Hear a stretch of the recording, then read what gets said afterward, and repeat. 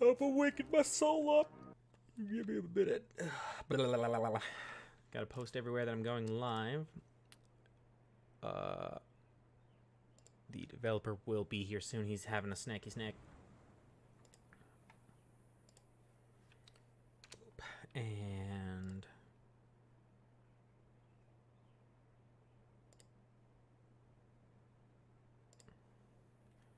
I gotta post it here as well.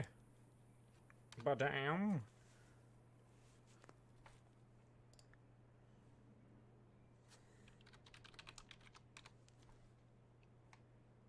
What up, Tarpit?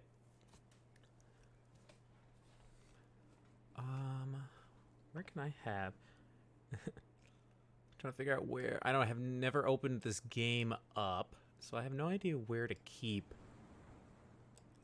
the actual like UI or the chat box without blocking a lot of UI or anything. So it's gonna be a little trial and error experiment when we explore this world. I have no idea what the hell is. Okay, cool.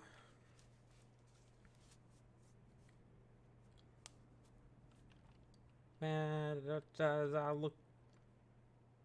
Oh, good to know there's a suicide button. That's very important, in case I just needed to, Alt F4 out of life.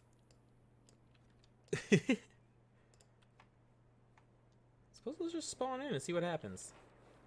Wow, that sensitivity needs to change. It's what, plus for sensitivity? I already forgot. Mouse speed, tap. Oh, equals. Okay. So it's actually this one up here. It's better.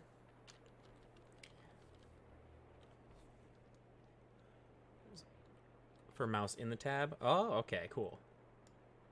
Label skeleton. All right, let's try it at this here. More. Oh, I gotta set it. That's why.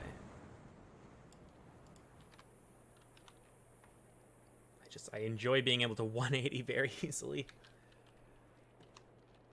All right. A gore rift has opened in the dome.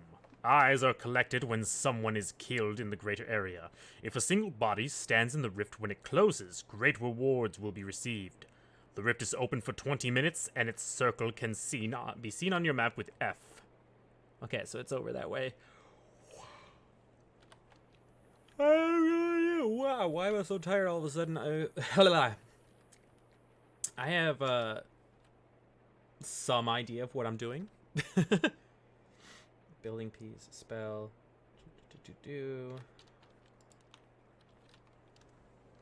Suppose it's just a mat. These are some big ass bones.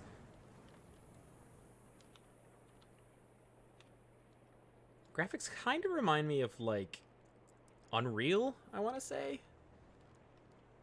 That or like the old Jedi Knight games. I guess it just gives me that era. I don't know what I'm doing yet.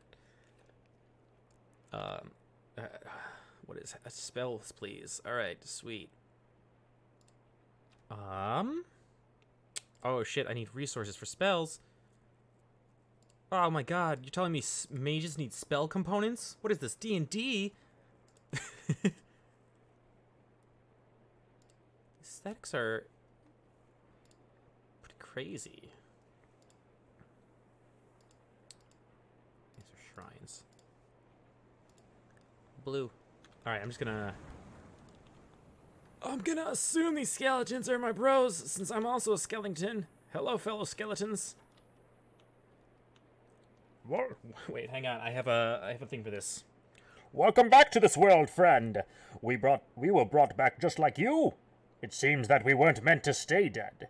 Everything was lost ages ago, and our home is now rubble and ash. Our homes are now... Whoops! Tarpit, you got an error right here. And our homes are Now, Rebel and Nash. Whoops, I'm gonna take a picture of that just so I can remember it. Let's just screenshot it.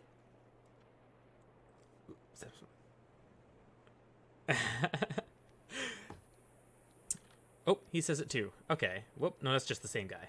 What do you say?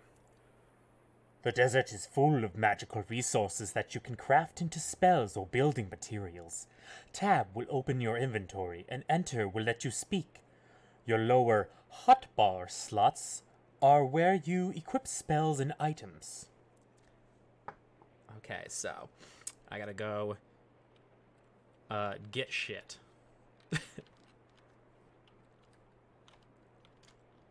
Okay, good. It's not a point of no return. Is this a thing? This is a get?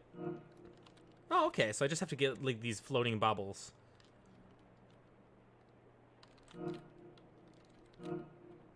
Whoop. Oh yeah, that's something I did need to ask once we have time. Feel like we should definitely recommend some multiple volume choices. I don't know how hard that is. I am not a game developer. Most things you gather are ingredients and also spells in their own right. Neat. This, please. Oh, I can burn through this stamina easy. Let's go. This is just like a mini game of Oop. Are you another Skelebro? Hello, Skelebro. In your journey, I'm sure you'll find more bottles to break and creatures to fight. You can do damage to the bottles with any spells, but the higher damage ones work best. Try crafting a funeral rune. A funeral rune? A funeral rune. Okay. Wait, I would assume it's under, Okay, good. I would assume it's under this. So let's see. Funeral, frond, fungal rune. Funeral. The, funeral?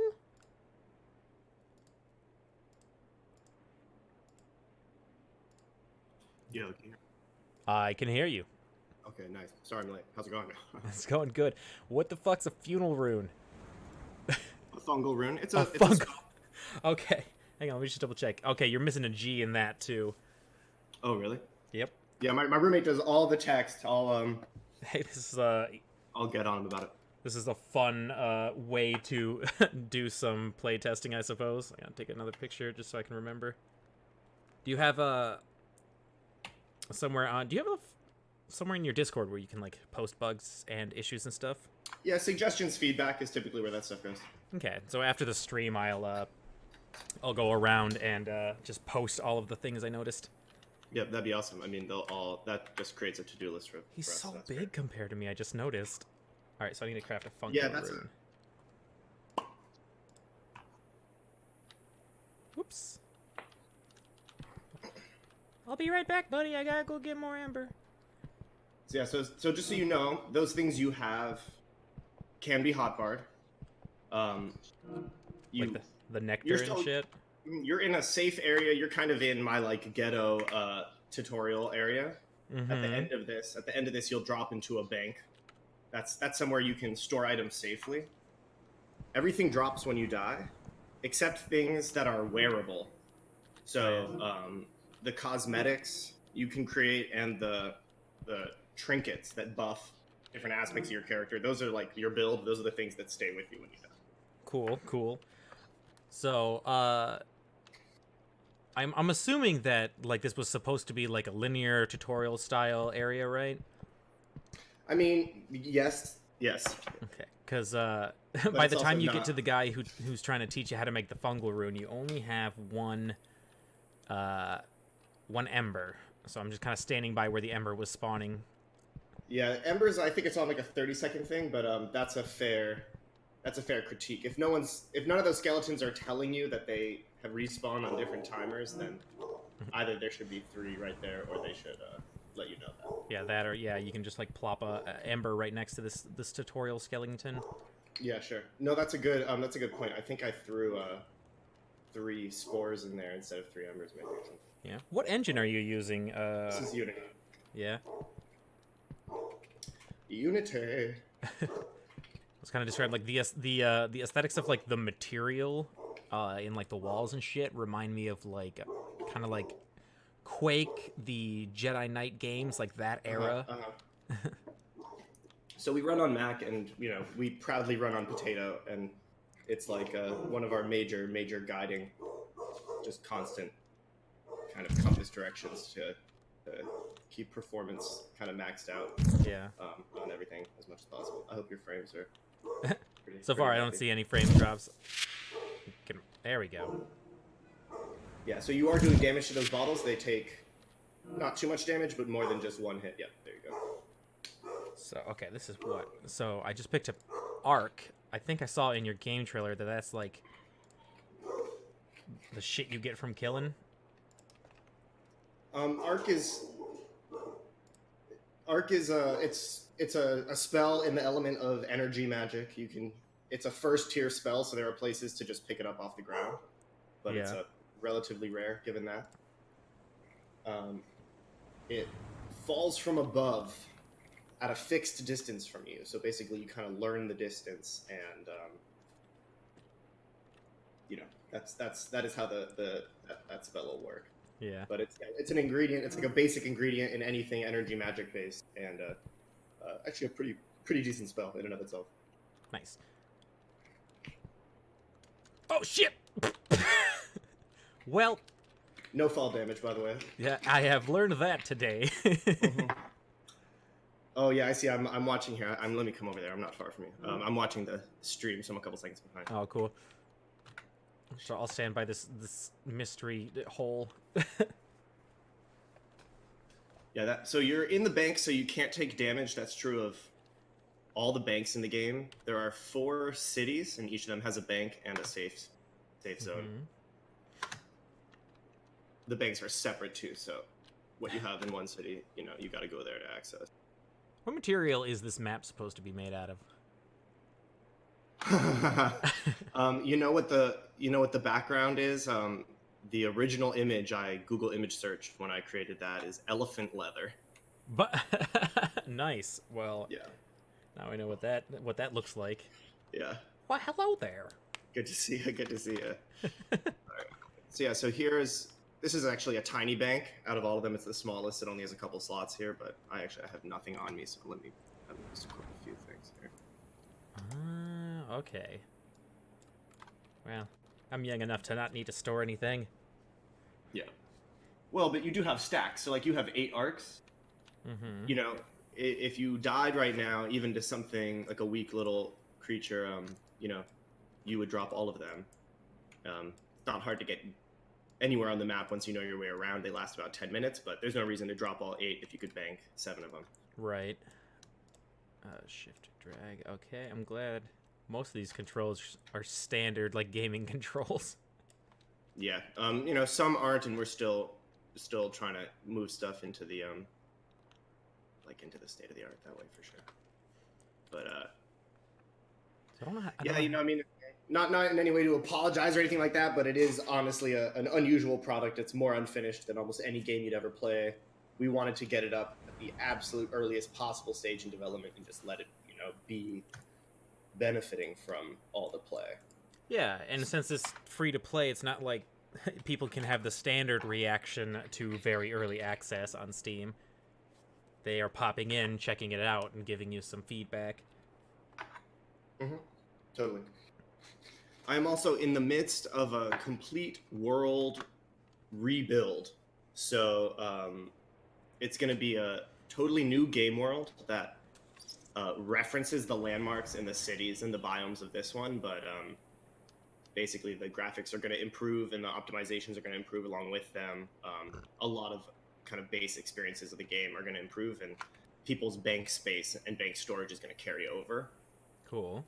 So it's kind of like it'll be a building wipe, but not a possessions wipe, and you're able to even after you've built a base, you're able to kind of break it down into mats again. So people are going to be able to bank their base in the form of mats, and then, probably we're looking at a drop in the middle of summer for that, and that'll probably be the only building wipe that ever happens in the history of the game, hopefully. Yeah. But I like the idea of keeping keeping the old map in the lore, even though it's gonna get like wiped away. Yeah, definitely. Like, there's a dome here that's called the Dome. There is a dome in the new map that's just like a super pimped out version. But, you know, basically this is the first game we've ever made, and we learned a lot in the last year, and a lot of that is you know, we're trying to kind of like put a bow around it and like implement from scratch a lot of that learning process we've done. But Yeah. like I said, a couple months away. Well, then show me around this world of yours. What the fungal spores? Okay, do you? Okay, I'll show you around. I mean, is it better that I show you around, or is it better that you randomly explore and I help guide you towards stuff? Well, yeah. I suppose I can do that. I choose this direction. Is it Heritage Sanctuary? Oh, this is like the bubble warning you that this is like a no-kill zone, or it's like impossible to hurt people. You'll be able to take damage after this, yeah. So as soon as I'm over here in this tunnel, like, what the hell is blocking me right here?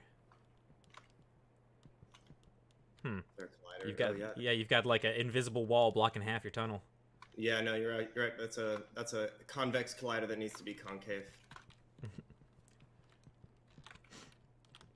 So material-wise, this is all supposed to be like rocky cliff facings and stuff. Yeah, everything that like these buildings are made out of is like available in the world in the form of like outcroppings, and you know, I try to make it so everything is kind of like supported in the ecosystem that you see. Mm-hmm. So there's like, it's like possible to find like natural rocks with all these textures. Some of them are in the buildable, you know, building material menus, so you can mine and craft with them. Some of these, like this blonde rock, haven't made it into the player building system yet. But that might be a good little goal for you for the stream, is to, you know, we can get some mats and make a little base, because the building system is one of the cooler things in the game, I think. Yeah, it'd be cool to try out. There are some more things.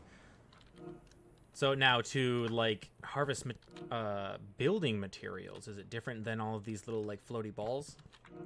No, it basically all works the same. There is a single, so basically there's some basic building materials and some, oh, careful. What's bleeding? You're the crab, I can't tell. Oh, they're like, what are those? Are those like, I can't, yeah, that's the word. Yep, gravers. Gravers, that's what we call them. But you know, I need to resist the urge to like take everything and just say, oh, it's going to be better in the new world. But the creature design is one of those things that is getting a total rebuild. You can see in the screenshot section of our Discord, we're working on like some much more elaborate creature AI and like physical design as well. But yeah. These are the gravers. These are kind of like the base level bug. Are you dead or okay? So this fossil. Okay, so we got shit on the ground here. Yeah, nothing in the game dies, including, you know, you in the past. It's all, everything just gets stunned and comes back on different timers. Ah, some weird kind of purgatory. Yeah, for sure. So what is like the story of your world? Yeah, well, so, you know, it being a PvE and a PvP game, it's a single shard game. It's a single shard game that never wipes. So in a kind of conceptual sense, that to me means that it's one of those games where the real story of the game is the actual history of player actions. Oh, yeah. And game updates in the world. So ultimately, we're trying to make it one of those games. Most of the games that inspired it are kind of similarly like hyper persistent MMOs. In terms of the kind of history of the game world, you know, we try really hard to have all of our choices in the game be like supported in a kind of like ambient lore sense, and have all the environmental design choices tie together on our end, but we don't necessarily want to like totally dictate the lore as in like there's a clear timeline. It's more like I want it to be a very, very friendly space for theories to happen. Yeah, so sense. just kind of like a loose setting that everybody else has to kind of just explore and theory craft on their own. you know, hopefully yes, and hopefully it's the best case, and you know, it's the best of both worlds in terms of the kind of epic suggestions we give. Again, that's another thing where in the design of the new world, we've taken some choices that are maybe a little bit more clear, a little bit more storytelling-ish, than in this, you know, which I'm already thinking of as like legacy Anymyst. But basically, you know, I think it's pretty obvious that, you know, all players are the remnants of a civilization that built the ruins you see on the map and long ago was you know, taken out, but that also kind of Matrix style, there are some of these beings still like rezzing the dead bodies of that ancient army and building a resistance back. Oh yeah, here's another one of those colliders. It's this oh man, it's this canyon rock wall. I know exactly how to fix it. Nice. It's this particular model. It's like a ballooned out collider. That's ridiculous. But so yeah, so I think that, you know, I think there's the more advanced bosses in the game kind of represent probably representatives of the race that ended up taking us out and turning us into spooky skeletons.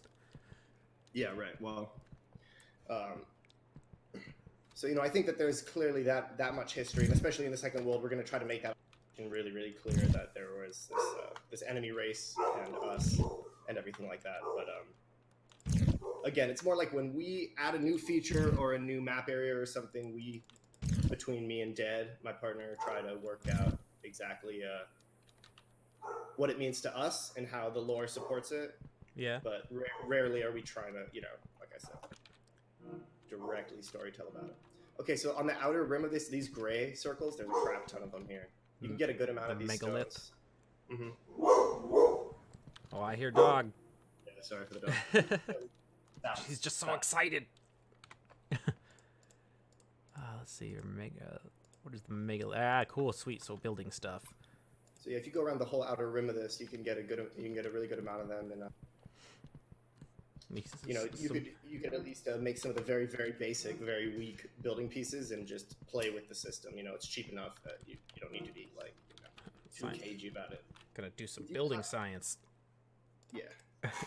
I think you said you got some fossil, maybe from the creatures you killed. That is that's the highest tier of building. Oh yeah. Map. You need to craft your fossil typically when you make it. And if you want to make a real base that'll last and be expensive for someone to break into, that's the material you do it out of. Whoa.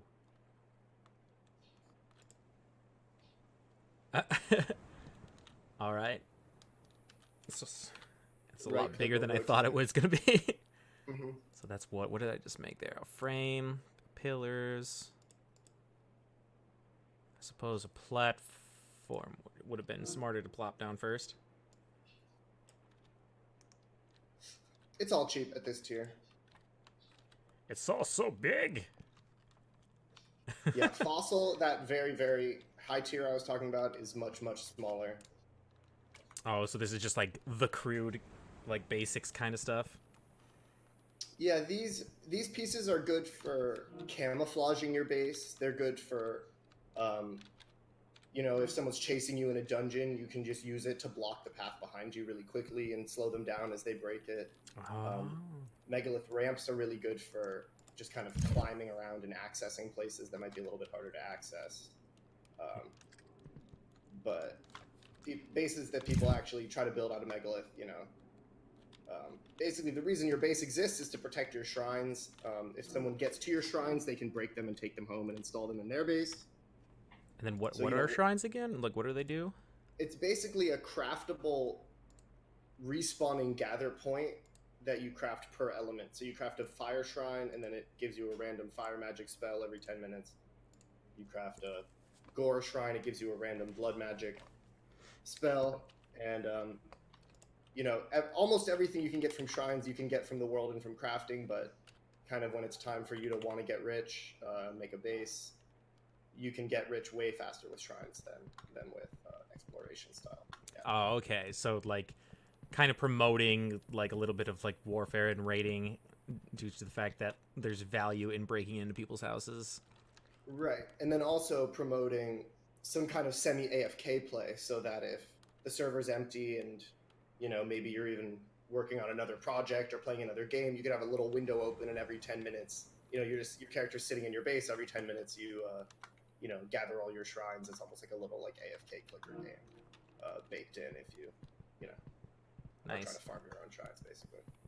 So you're out in the desert. Okay, so be aware of F and G. F and G? So F is the menu, G is a teleport system. And so you can see, if you look on F, you can see the like purple things in the sky. So those are in the sky, so to speak, IRL in the game world, and they're also on your map. They happen when people gather things. There's also a flare like that when you teleport. So what you could do is you could hop around to the different teleports and then look on the map to see where you went, and that's kind of a way to get around faster. The map shows kind of content areas. So if you feel like you're in the middle of huge sand dunes and there's nothing around, if you looked on the map, you'd probably be in a blank spot too. If you go towards the like icons on the map, you'll find stuff worth it. Check it out. Sweet. So okay, so like this purple shit, that's that's where like people are, you said, and then. Yeah. So here, the new purples that are popping up, if you're seeing them, we might be like, I'm trying to look at your stream, but it's like a couple seconds off, but. They last like 3 minutes, and you're seeing me. They're all just piling up in the same spot because I'm in this like garden. But yeah, they're popping up because I'm gathering them. If you look in my direction in the sky, it might be hard because it's night, but you might see these little flares popping up in the sky. There's like several game actions that do that help you hunt people and feel paranoid and know what's happening just by glancing at your map. So was the no fall damage by choice or just a work in progress? At this point, it's totally by choice. We built the map to have that way. It would be, either a significant retooling of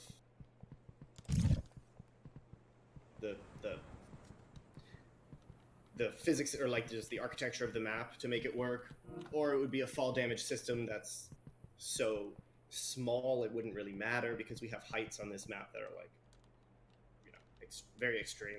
Yeah, I could see a lot of accidental deaths from. I mean, shit, yeah. I would have died right there at the beginning.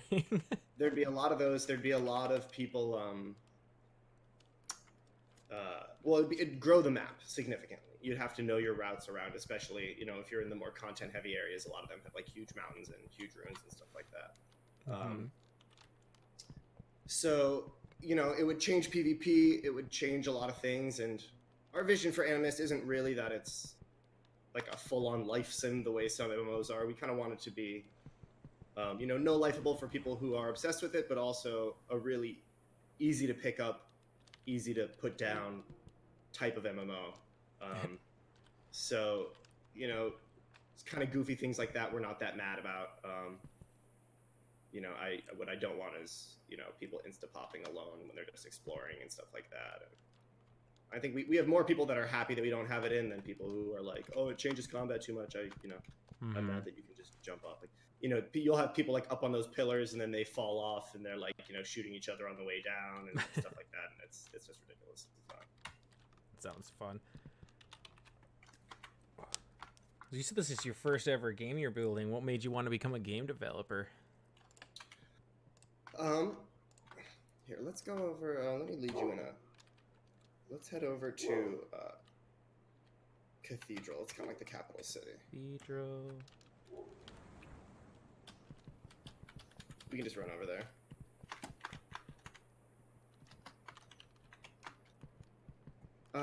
So the story of Anymyst. Which way am I going? Yeah, I'm using the arrow on my map to GPS me, so now I'm good.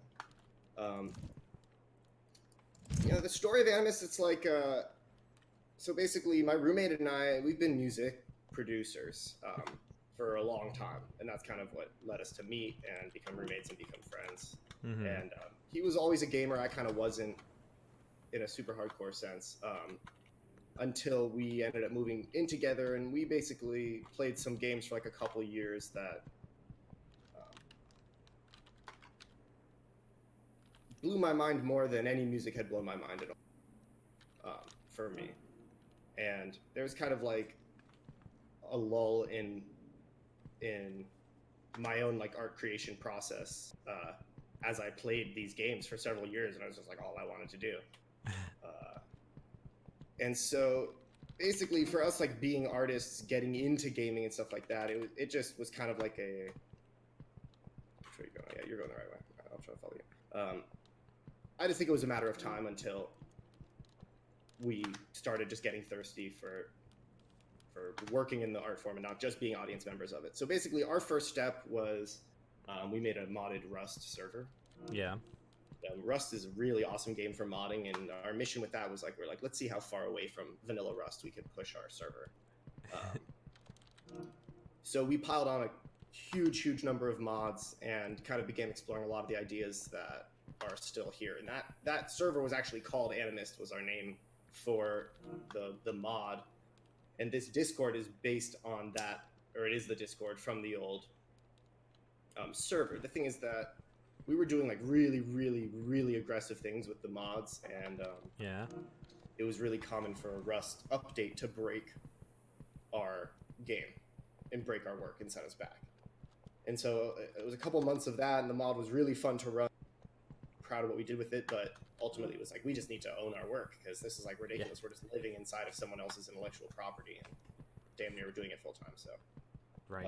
we experimented with a couple different engines, and then that was like around New Year's 2018 that we settled on Unity, began working on the game that came out in July 2nd in a much more scuffed form than this, if you can imagine that.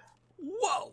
And it looks like you must be entering coming into the cathedral zone. Yeah, I'm right outside of a shit ton of building material. Yep. I left such a pretty little trail. Yeah.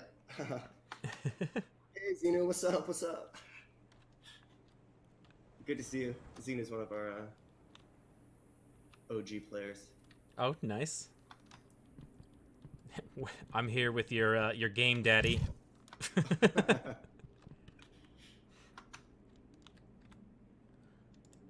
Learning the ropes.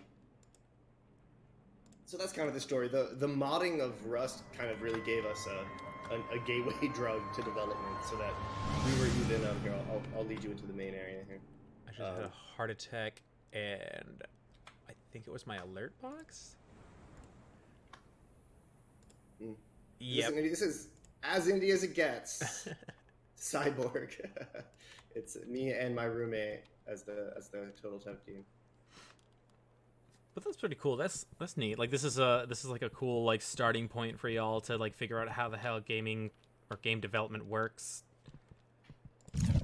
I mean, yeah, you know, running the Rust mod, it gave us, you know, a big taste for game design and also for adminning the community and all that. And you know, it was just a form of experience that just meant that it was like, I don't know. I think it was just like the best stepping stone ever, and I would recommend. Still beats RuneScape. You know, a lot of people mention RuneScape. A lot of people say like first person old school RuneScape. Yeah, I can see that when I look at the aesthetics. Yeah, I could picture a bunch of people walking around trying to buy girlfriends.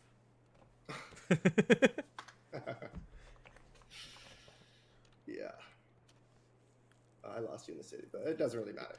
But yeah, so in the city, in the middle of this city, you can get it has a trader. 3 of the 4 cities have matriarchs where you can trade different materials for other materials, and like that the megalith you have and all that brickstone you gathered. If you wanted to make a really strong base, you'd need materials for fossil. You could go to that trader and kind of like even out your stores, like trade your brickstone in for blood, and then spend the blood on all the different mats you need and stuff. And then each matriarch in the different cities has kind of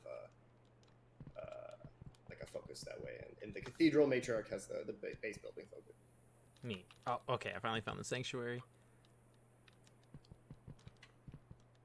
Oh my god, those bones. Oh shit, there's someone behind those bones. Yeah, it's the caged, cursed one. It's one of the fools you might find.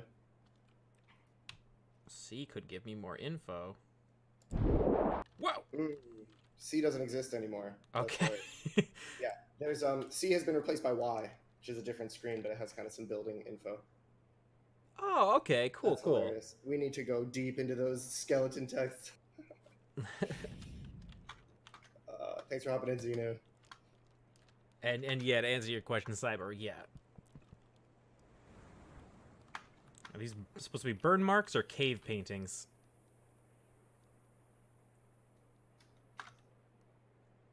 Ransacking ruins. So are you gonna make us a little taller in terms of like compared to our friendly neighbors here, or are they actually like a different race than us?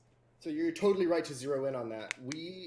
When the game released, we weren't skeletons. We were a third race. There was the friends who were the skeletons, the cursed ones who were the guy in the cage, and we were this other kind of rock golem-like creature. We fairly recently collapsed that lore, and we made it so that we are friends, which means that it is nonsense that we're a different size from them, and that needs to change in the second world. Oh, cool, cool. Hey, looking good, Xenu. Damn, I can see now why people were complaining about how hard it was for me to. Xenu's wearing like stealth armor, and it is kind of hard to see him. Oh. So yeah, on the other side here is the bank. I gotta actually outfit my loadout because I came in without my normal stuff. Yeah, I can definitely see that you gotta redo all of these tutorial skeletons because we got someone here telling me to press X for the map. Damn. Okay, I'll tell them. It's over by this pretty sweet looking map. I see a lot of marking. Oh, so these are all like points of interest and stuff. I see little like monsters drawn on the map. Is that just for fun, or can I find monsters in those locations? You will find monsters there. A lot of those same locations are actually marked with like more subtle red markings on your integral map. Mm-hmm. So like anything that's red will bring you to one of the creature spots. Oh, I see. But that is an older map that we used to give the players that is now just there on the wall. Oh, okay. So this is the matriarch you're talking about, the squatting lady with the crown. Mm-hmm. Yeah, exactly. Oh Jesus. Oh. So it's safe. Oh, I get the stealth now. Okay, yeah. Rock suit definitely would make you blend in. Yeah. I used to wear that same outfit, and everyone would complain about fighting me, like. Because especially some spells like light up in your hand more than others. So I made my loadout out of the like darker spells and stuff, so that I wasn't like showing off my location as much. Yeah. Okay, so blood, is that a more important resource? Because I see like a lot of different ways to make blood in here. Yeah, blood is kind of the closest thing to a coin. The other matriarchs accept it as well. It's a crafting mat and a lot of important things. There is no unified coin, but blood is pretty close. You'll need it for a lot of basic armors. It goes into a lot of crafting recipes and into the economy. Oh, cool. Different matriarchs in different cities will accept different things for blood, but if you had to keep all your wealth in one thing, it would probably be the most flexible way to keep it, basically. You also, when you die, you drop, a blood. Okay. And then, so the banks are not, like, universal. Each different bank is its own, like, physical storage. Yeah, exactly. You gotta go there. Which is annoying at first, but then you fill it up and you are glad.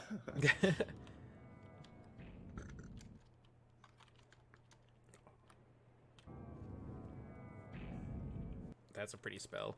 I like the look is very much like this is 2 generations ago in terms of like aesthetics and graphics and rock.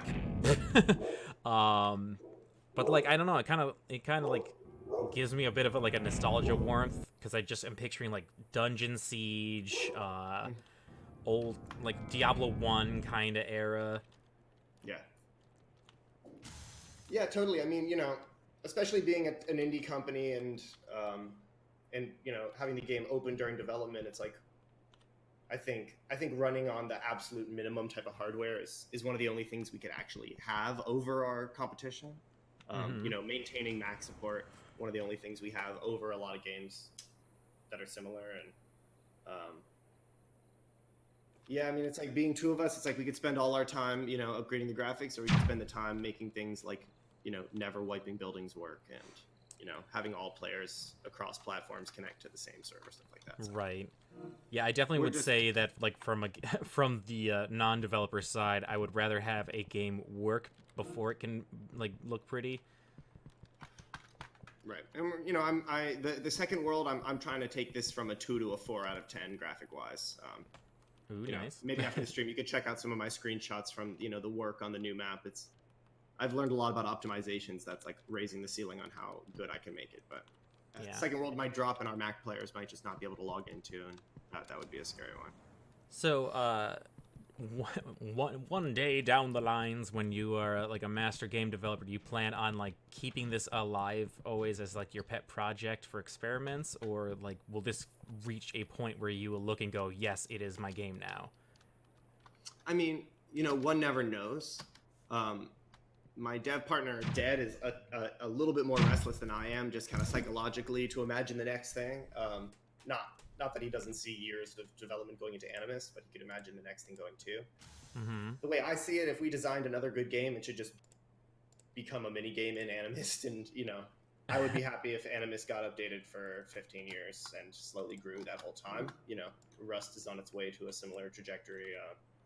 Guild Wars 1 was about 10 years before Guild Wars 2. Now Guild Wars 2 is, like the state of all Guild Wars media to a huge degree. So yeah, one thing that I love about the MMO as an art form is that it is something that does evolve and is supposed to evolve, in communication with the audience for a long, long, long time. But we'll see. Impossible to know.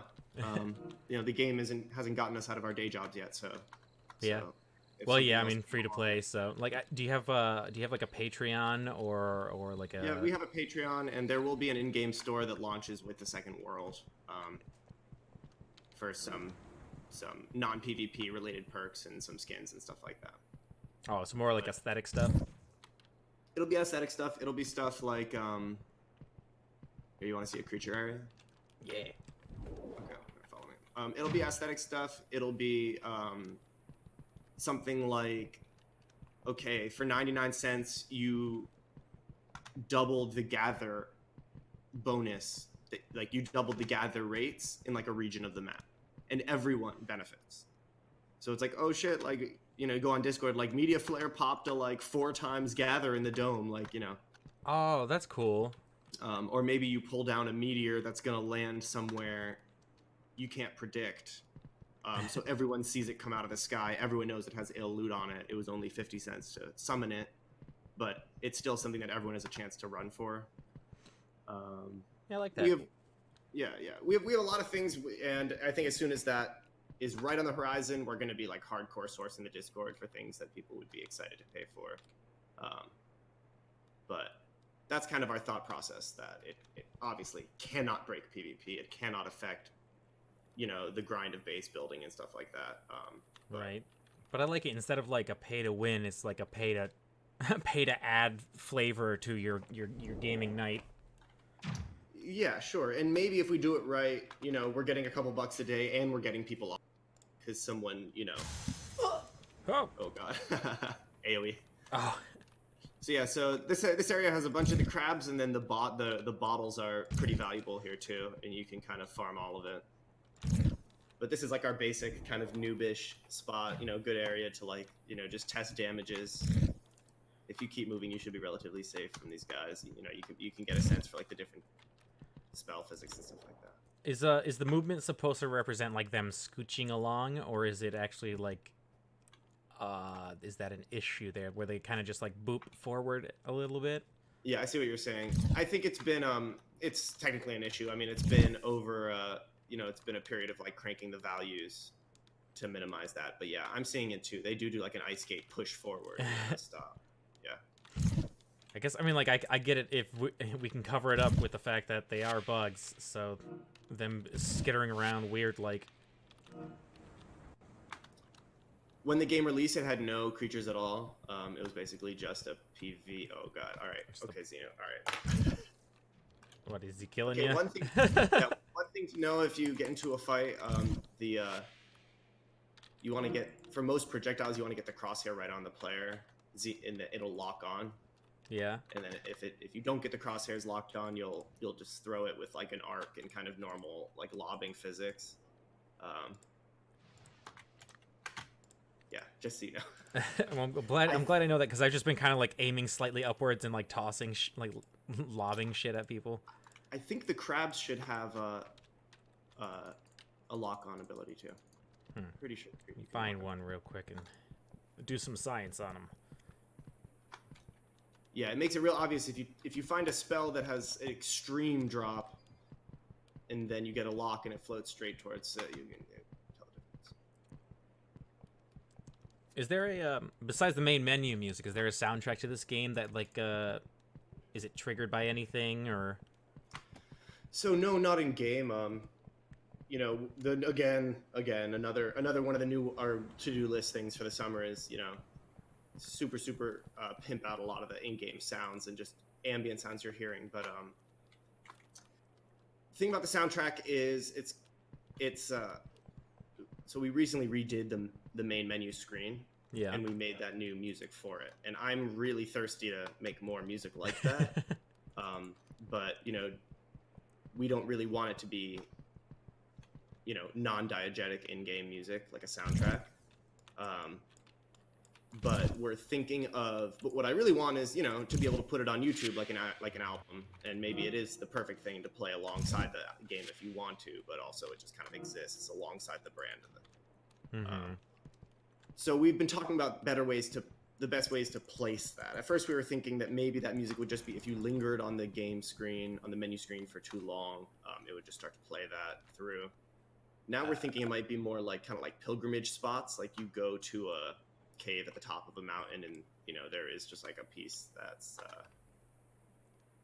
just looping there. Yeah. Am I muted, Strika, or do you have me muted? Because like I see my mic feedback, and I feel like everything's set right. But for your information, Strika, I'm hanging out with Tarpit, the developer of this free-to-play MMO called Anymyst, kind of just exploring the mechanics of it, while he tells me all about its pet project here. While I get trashed by my own noob creatures. Give me your remains. I need them. So yeah, remains are another thing that can get, they're an ingredient in Fossil, and they can get traded in Cathedral for other things.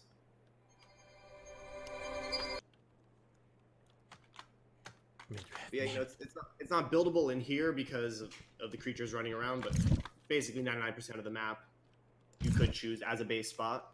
So if you do end up exploring more, just keep that in mind. You know, anything you see, if you like it, you can take it. And you know, we have a lot of things that people have built out of Megalith where you can just kind of walk in freely, and because there's nothing locked, there's no reason to destroy it. Yeah. Couple things, like I'm thinking of this one guy, Ace Windu, made like a huge tower in the forest, and I think it's still up there because it's just a set piece. There's like no reason like that. If that sounds fun, you know, just don't put any doors on it, and you know, you could like make something that might last, you know. Don't give people reasons to smash the walls down. Or if you want the shrines, and you know, for me that's fun, is like trying to find like the most hidden away crack between two rocks and stuff. And yeah, you know, I just think it buffs exploring a little bit to view it all as like possible real estate. You could be like, oh, here's a bunch of like gathers in one place. Maybe I build my base like around them, so I include them in my shrine room and stuff. So how much of so I'm assuming obviously the like cathedral and the other like hub-esque areas are whoa champions bread. I just picked up a bunch of random shit, but so besides like the main cities, I'm assuming all of the random like how much of the random buildings out in between the cities are player made, or how much of them are like there from the get-go? You just looted Xenu after I killed him, by the way. I didn't even notice that I got him, and that's good. That's good. Take his shit. Champion's Breath is a high level spell, but you know, I mean, in terms of just percentages, you know, I mean, it's a tiny percentage of what you see on the map is player made. If you find a couple bases, it's pretty easy to tell the difference. Most people, it's like you could use the pieces to make the things look like the buildings I've made as the dev, but people don't really do that. It looks looks pretty different. It'll be more Yeah. like you're like running through a cave and then you come upon just like a big wall and you're just like, oh come on. That's someone's base. And most everything other than fossil takes damage from magic. So if you think something might be player made, you can usually just slap it with a spell and you'll see like dust pop off it. You'll know that it was player made. But Gotcha. you do have to go hunting for bases. The world is pretty big, and I bet there's at least several dozen locked active bases currently on the map, and another several dozen like ruins of people's bases spread around. But it is something you have to go searching for. In the second world, it's going to be a little bit different. The map I'm making currently, the way it's going to work is all the cities and dungeons and creatures and ruins are in like a central valley, and then all building will take place in like an outer wilderness. We're kind of changing up the way that works a little bit. But That's cool. in this world, this version of the game, it's all totally blended. So even in a dungeon, most dungeons you could actually make a base in. That's cool. But I totally get that, Zeno. I mean, based on what I'm learning, the shrines are hell important, so I'd be paranoid over them too. The direction that we're going to push building in the new world is a little bit more of kind of players forming together into cities. We're going to incentivize, neighborship and stuff like that to a huger degree, and have it be a little bit more like group colonization than everyone kind of choosing a cave and like bunkering down. But I think one of my plans is for people like Xenu who play the game a lot, I'm going to give away the kind of like something like a townstone. I don't even know what we're going to name it yet, but something that'll be like the first flag you place down to start a player city. Oh, and, so like a kind of legacy bonus for them hanging out in this really early draft. Yeah, like it'll be something that you could craft, but typically you'd want a bunch of people to work together to craft because it'll be so expensive. And instead of making them craft it for the vets, I'll just give it to them so that they can kind of start out as like mayors of their own cities, and then hopefully make their cities into places where noobs would want to build their first base and have it kind of spiral into like That's or cool. not spiral, but kind of snowball into some different player built metropolises. What I'm hoping to see. Yeah, that'll be pretty cool to see like later down the line, like a bunch of people hanging out in the same location, not stabbing at each other. Yeah, and that's what Cathedral a lot of times will be that. People testing out spells on each other and stuff like that. I'm kind of eager to add more toys to the city areas. That would just kind of encourage that. Mm-hmm. Dead and I were talking about ideas for a god sim, and then I was like, could we just bring it inside Anymyst so that like, what if there's like a fish tank that players have to feed and clean and stuff like that in the city? I'd be very down for like different types of just like social games to get added to the safe zones, because I do love that idea. Like, to be honest, technically not really like benefiting, but just some silly fun stuff. Yeah, totally. Even like a ball that never despawned that you could like slap around with the melee weapons and stuff. Yeah, I was gonna ask about the melee weapons. I got a hammer here, and when I swing it, it looks like I kind of just point it forward like it's a wand. Is that gonna be a hitting effect later, or is this actually shooting magic out? No, it's not ranged. It is a hammer. I think that little particle effect is meant to kind of show you exactly where it's hitting. Yeah. But it's massively OP, and you got to get right up against someone. Yeah, I noticed that I was using it to bop all the trilobites. Yeah, most people don't use the melee against creatures, but if that was working for you, that's awesome. It's kind of meant to be more of like a sneak up behind someone, murder weapon, and do a little bunny boo-foo. Yeah. I feel like the first stage of like designing a viable loadout is choosing spells you like, is just to think about ranges and just covering far, medium, close, and then that's your like ultra close range if you really want it. Yeah. You could design a loadout that helps you close the distance. There's like a sandstorm spell that blinds people, a couple other blinding spells, AoE spells. You can kind of like line up some spells in your hotbar that would let you. There's like a speed spell, so if you like put it all together right, you could make something where if someone's sniping you, you could like disappear in a cloud of smoke and zoom up to him and try to hit him with the hammer. But Nice. At Well, a- I at- finally to have be some really material. violent- I'm gonna fuck around with this building mechanic. Yeah, cool. What the fuck is anything? Okay, so I guess everything I've been picking up is not part of the remains. I have quite a shit ton of those. What are those used for? So the matriarch in Cathedral is the one that'll help you, turn these into good building mats. The blood, the remains, the brickstone, the megalith, all of those can get traded in there. And if you want to make a base that you need bombs to break into, that'll be fossil, and you can like even out your different building mats into the 4 needed to craft fossil, if that makes sense. Yeah. So then, like, it's kind of a thing of, like, going out, hunting a couple of monsters to gain resources, then coming back to town and making something useful out of them. Yeah, sure. Or just straight up exploring. There are some very, very, kind of rich resource areas to find in terms of places you could camp and just get things from those like glowing light version of gathers. But yeah, I mean the ways to profit are kill creatures, kill players, gather stuff off the ground, Yeah. or farm your shrines.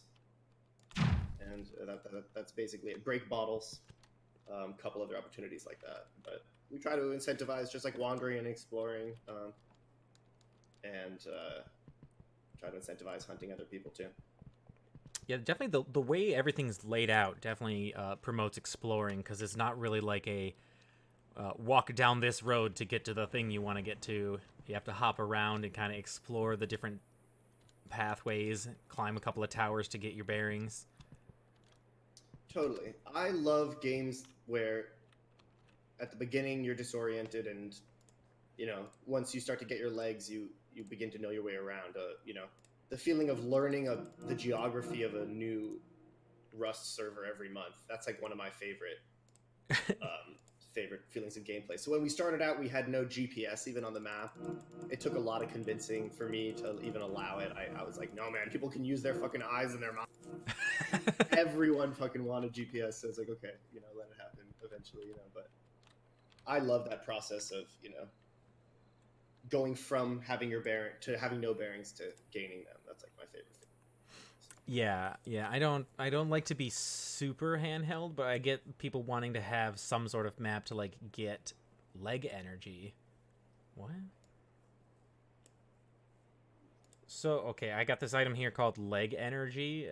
Bless your legs with magical strength. It is a spell. Okay. Yep.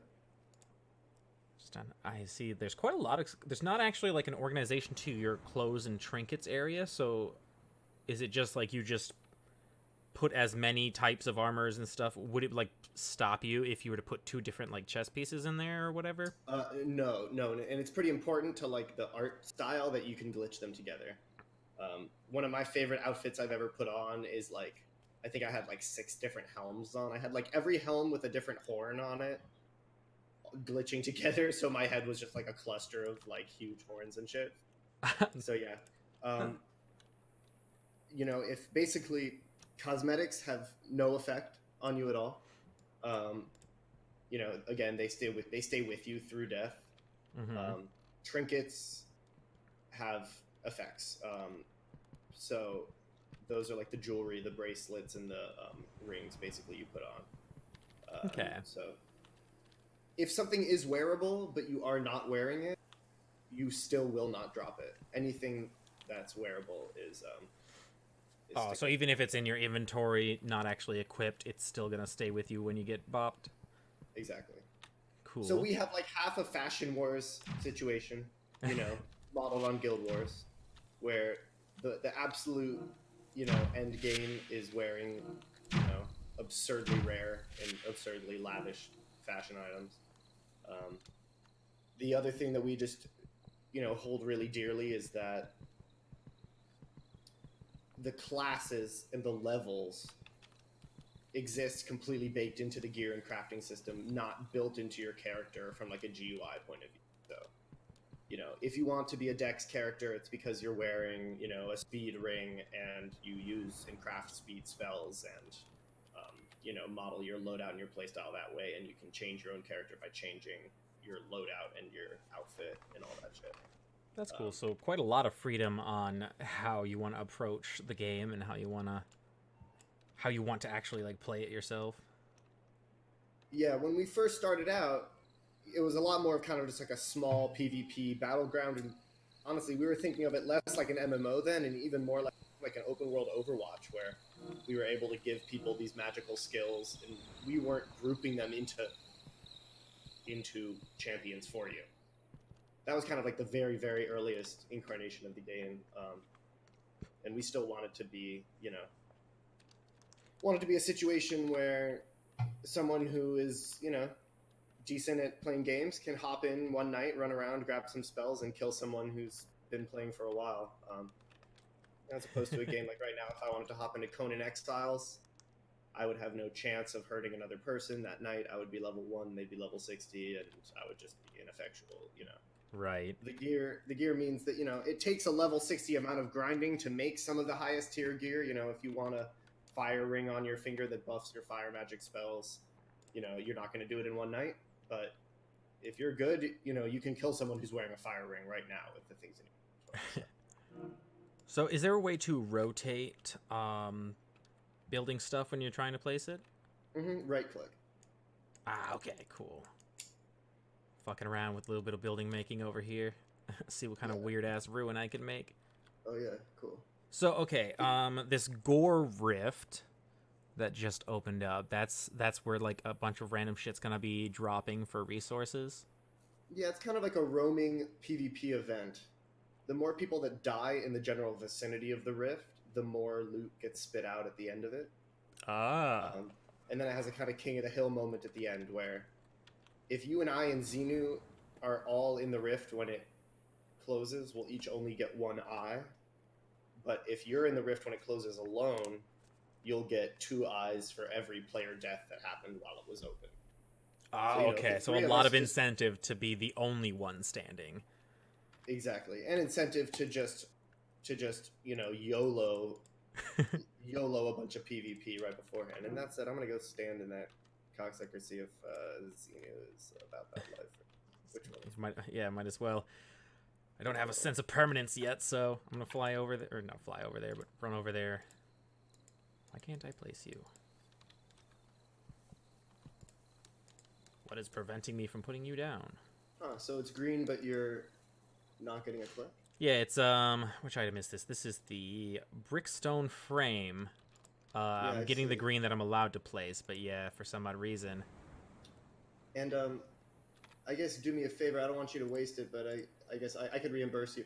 Go up on the platform and see if you can get a placement just sticking into the platform. Yeah, I'll try that. It should stack. And you don't have to worry about like reimbursements or anything. This is how we learn. Okay, nothing there either. Well, so if you have it only connecting the platform, yeah, let's see if you get that. Yeah, so I think it's just this one. Let me build another random brickstone here. I didn't build this gate. Because one of the reasons I ask is you're not far from like the cathedral no build zone, which is an underground object, but if it's connecting it. Okay, it might just be that The frame itself. That one, because I placed all the other different brickstone pieces and they're all. No problem. Yeah, interesting. Okay, yeah, so Oh, that's tight. That's a new problem. I like the secret sliding door wall. Yeah. So, only you can open a door that you place. But the doors have just as much health and are just as big as the walls. So basically, a duo base with an airlock would be a base with two airlocks for 2 players. Yeah. A clan with like an outer palisade wall, and you might have the whole wall just made out of those things. And each person walks up to their own segment of it.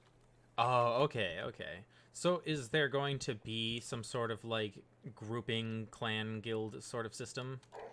100%. We really want it, but it just simply can't get our attention while we're not getting those type of numbers of people playing. So basically, 5 people on at one time is like still a lot for us, which is a struggle for us to build up population, but that's just the case in the reality of the game. So a lot more of our development goes to treating it like a one-player game and moving it in that direction right now. Yeah. And knowing that that's what will make the PvP viable. We would have had partying and probably factions in a long time ago, but we just don't. A team of 3 would wipe the server right now. Could easily, foundation wipe every base on the map and stuff like that, just due to population. So, so it's very much in just legitimate sandbox mode, fucking around. Everybody can get in and play it, but there's really not a lot of mechanics, I guess is the word I'm trying to think of. Like stuff that you expect from a regular game that is like fully fleshed out is missing here, but everything's available for players to get in and like experiment and fuck about with. I mean, yeah, honestly, I think there's 2 ways to see the game. If you see it like a normal game, it's going to be the most scuffed thing you ever saw in your life. If you see it like a scuffed game, it's the dopest scuffed game of all time. I mean, it's single shard, cross-platform, never wipes. It has a super freeform building system. Like, you can glitch those pieces together. You could have made your thing into like a circle or anything. It's you get to like give your feedback directly to the devs and help make the future of it exactly what you want it to be. So it's like some people see it the latter way and they're just like, oh man, this is crazy. And then most people honestly see it the former way and they're just like, why would I ever play something that looks like N64? Yeah, I'm glad that most of the people who've tried your game understand that, because like I was looking at the reviews that were left behind on Steam about this game, and most people are like, yes, we're very well aware this is just a fucked, really like early experimental concept thing, but at least what is there is fun. Yeah, we've been blessed with good reviews. I just want more of them, and honestly, I wouldn't be mad if we got some more bad ones, because one thing I've noticed is that the more the game gets roasted up front, the better our impressions are. It's just an unusual product, and it's I'm not trying to self-deprecate. It's the reality of the product.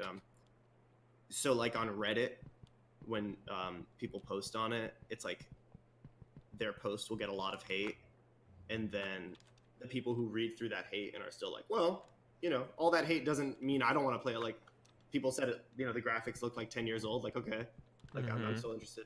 Then those people often are really high quality impressions that end up appreciating the game and staying for a while. So yeah. Plus, I mean, it's kind of a funny thing. I've downloaded and bought a couple of games out of morbid curiosity to see why everyone was raging about it. So no press is bad press, really. Yeah, no, that's funny. Yeah. So what's your like favorite thing about game developing you've discovered since you started? I mean, I gotta say, if I gotta pick out one thing, it's the inverted feedback timeline compared to other art forms. Like, when I finish an album and give it to a label to promote, the chances are like the first single from that album is maybe getting sent out to bloggers like 8 months later. And I've definitely made another album in that time. And I've definitely learned from that latter album to the point where I'm not really, I could have made the first album much better than I'm making it. Oh, okay. Sorry, I just got attacked. And that process always fucked. You wanted to attack, sir. Yeah. Oh, for me, okay. Oh god, I'm one hit. Okay, so I felt like the fucking I felt like it was just an inherent flaw in art that you would learn from sharing it and not be able to apply that knowledge that you gained to the piece itself, but only to the next piece, which then would have its own delay. But then I discovered, working in this art form, where the release of the composition is the first draft. And that is just works really, really well for how I like to make stuff. And it means that, years and years of work on one art form, or on one composition rather, could only simply push something from open alpha into open beta. Yeah. And still not even be the thing itself. And I guess what I need as an artist to do well is the ability and the space to fail and try again and fail and try again. That's what's worked for me in music and painting, and the fact that that's built into the form here is just like heaven compared to what it used to feel like as I was freaking, or what I still deal with on my music projects. Like Woody Allen like fought tooth and nail to have most of his movies not promoted and not released, because by the time it was time to do it, he was like embarrassed by them and had moved on and was only seeing the problems with them and stuff like that. Yeah. That to me was like a big problem. And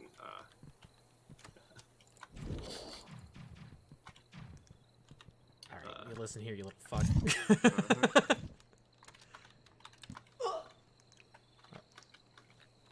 I'll let you come back and loot yourself if I get you. So that heal you used, you gotta stand still and let it hit you. I didn't see if it worked or not. It did. Yeah, I learned that earlier when I was fighting the trilobites. Found out real quick that's how that worked. Yeah. I definitely need to invest in a ranged spell that does not have an arc. But I mean, like, for what it is, this is like this is already like silly and fun, and I like the ridiculous that this combat feels. Yeah. You missed, bitch. PvP is pretty fun. You might have something in your inventory that would be a better like main hand projectile. Yeah. Here, wait, will you hit tab real quick? I'm watching. Let me see what you Okay, have. hang on, let me Because nothing you have right now is like medium or far range. You have like close, medium, and okay, yeah, that arson. Arson? You just that's a sweet main hand, and you should roll. Okay, also your top left is fun. You might enjoy playing with that. A heavy boulder.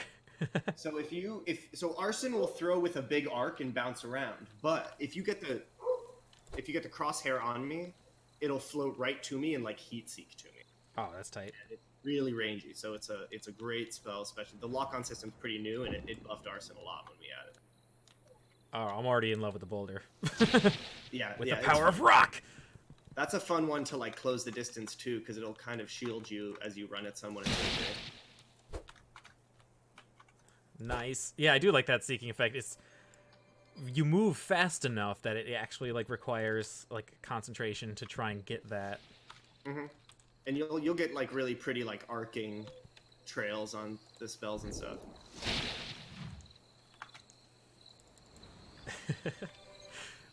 So all right, so this is something I actually haven't really seen in a lot of games. Why the QRZXC instead of just more numbers? Just to get them under my hand. I was finding myself reluctant to place my good spells above 6 because it was taking too long for me to like stretch my tendons over. Yeah. And I just found myself really wanting it, and asked Ed, and he basically agreed, or was okay with the change. But I was just it's like right now, if I was gonna hit a spell on 0, like my whole movement trajectory would change. Actually, my whole shoulder is pivoting in to get my thumb over to 0. Right. I know a lot of gaming mice are usually just like the 1 through 7. Like I have the Naga Hex, and it's just 1 through 7. Sure. And the speed of this combat, I get it. Like I have pretty quick access to all my spells while I'm panicking. Consider 2 Mac users. Oh yeah. Some of our no-lifers play on Mac. Bloody Rabbit has 600 hours in Anymyst, and he plays on an iMac, on an old iMac too. Neat. How big is the circle? Like, is it anywhere where like the red shit is falling down? So yeah, the red shit falling down is basically where you gotta be at the very end, but deaths that happen in this whole greater structure that we're like enclosed in will count. Gotcha. And in the last minute, there will be like a nice. There will be an effect that makes like the King of the Hill zone super obvious, hopefully. Yeah.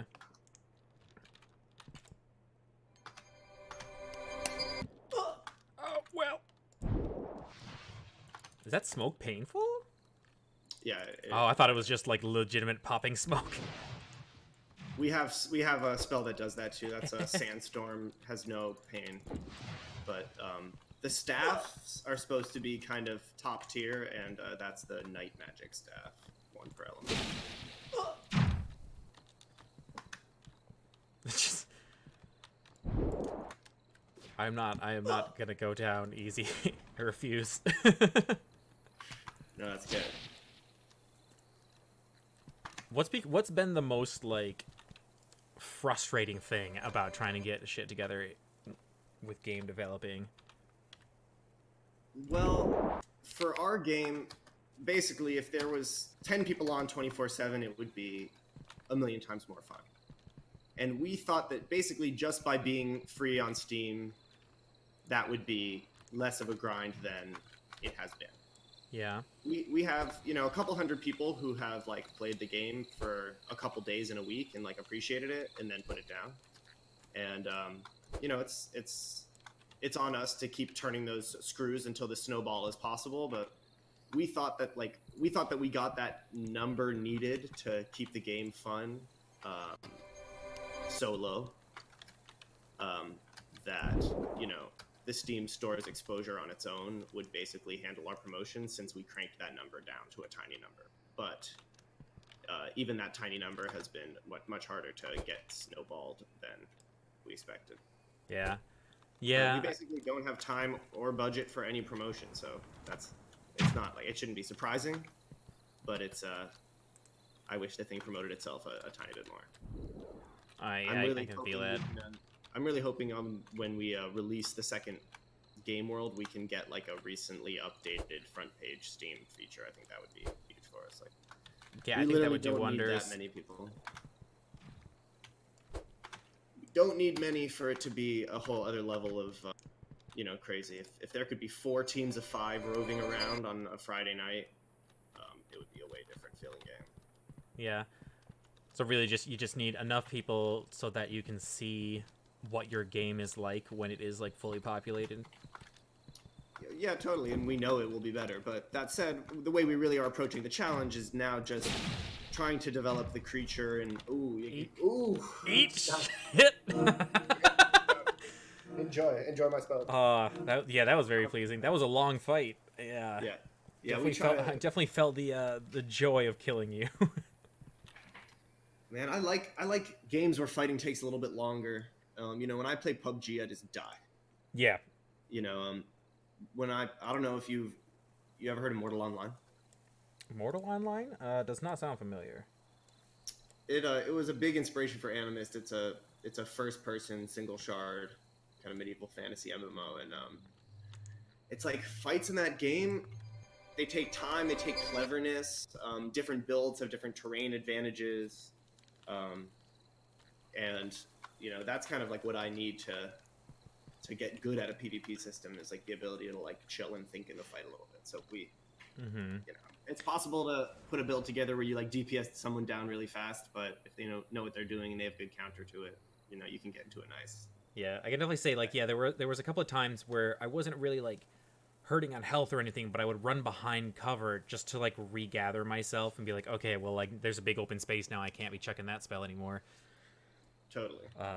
And with the random variety of spells you've got here, this is definitely it definitely leaves a lot of room for like everybody to fight differently. We really want it to be that way. Like, we want that. Yeah. How do I put it? Not necessarily like a scaling OPness system where someone who's grinded a lot in the game is like a million times stronger. Mm-hmm. But maybe like their loadout is just like bizarrely fun to use and see.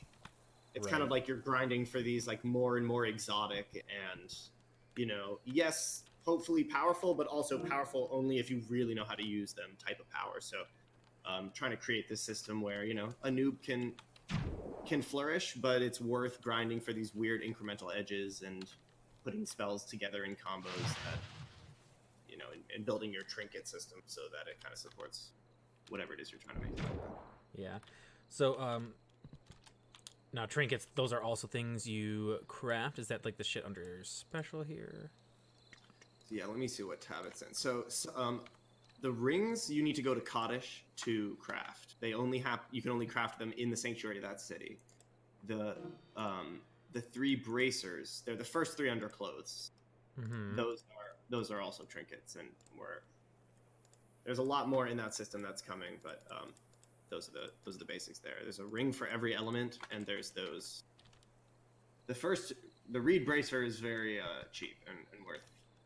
Yeah, as soon as I saw that, I slapped that out. Yeah. Songwing, yeah, we are playing, what the fuck? Satan purple logo. Alright, I've got, like, giant purple alchemy circles now? Is that the symbol that, like, the timer is about to end? Yeah, exactly. Oh, okay, yeah, that's definitely something that is noticeable. Yeah, so you want to stand. Yeah, you want to stand in there. I've been just talking to you and not gearing up fast enough, so I'm not gonna make it back. Woo! But yeah, Songwing, I'm playing Anymyst here with one of the 2 game designers, Tarpit. Do you use your real name, or do you only stick with the Tarpit name? Tarpit is the realest name for me to use. You know, I'm not cagey about my name, but there's no real reference point for it. Tarpit's what everyone.